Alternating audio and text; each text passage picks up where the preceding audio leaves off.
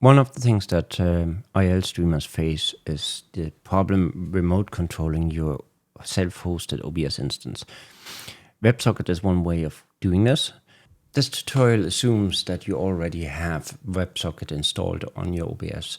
There will be another tutorial for that if you don't. And the tool that I'm showing you today is OBS Tablet Remote, or OBS Remote. It uses WebSocket. It's a web-based tool. You can set it up and you can remote control your OBS that way. And you can also see that it's streaming and all that. So my suggestion is that you set up a VPN between your OBS and your phone, because WebSocket is not encrypted. Now, failing that, you can obviously just open the port to WebSocket and then connect to it remotely. Just be aware that your WebSocket is exposed to the internet at that point. So the other thing, if you're on OBS 28 or newer, you will need WebSocket 491 Compat. And that package will give you the ability to finding the older WebSocket side by side with the new one. And it's because OBS Remote is based on the older implementation of WebSocket. So anyhow, as I said, you want VPN to your host there. So connect. So, and this is the mess that you have initially, right? When you start this up, and it's not very user friendly. So what we do is we'll trash all of this and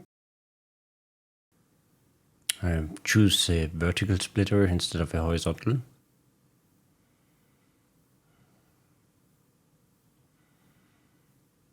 Add a horizontal splitter.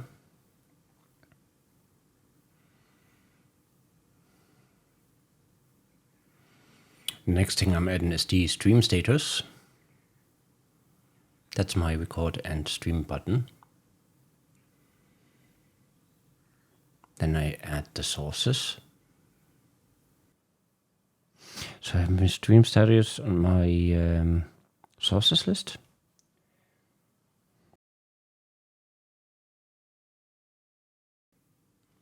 Underneath all of this, then I want my scenes.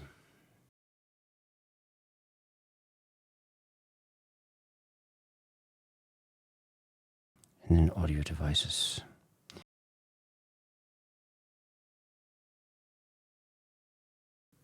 So for the scenes, I only want one scene per row. And then let's have a look at how this looks like. And this is exactly what I wanted. So what you can see now is I have my streaming, my recording, and I have the current scene that I'm in. All the ones that are in teal are active. All the ones that are in gray are inactive. I can scroll to my different scenes on my OBS, and I can manage my audio. So I can mute and change volume on these things. Let's actually go and change the theme to dark and blue. I prefer this. So, and that's basically it. So I have this now, and we can go there, full screen. And I can then go and I can, for example, if I tap here, I would need to click again and then, okay, so you tap streaming once, then tap it again, and then it will start streaming. When you want to stop streaming, you tap it once and again, and then stop streaming. And it's the same for recording. I won't be stopping recording now because I'm actually recording to OBS for this.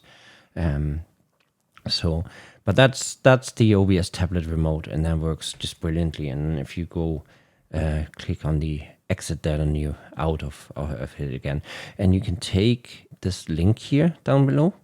That's the link that you can basically put on your phone, so it directly connects to the correct server already, and you just need to enter the password then. Basically, it stores the configuration in the browser on your phone as a cookie.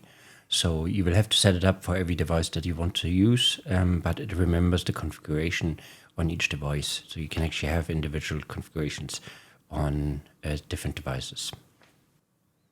Then we log in. So and I logged back in here, and I'm stopping the recording now because, yeah, that's my tutorial done.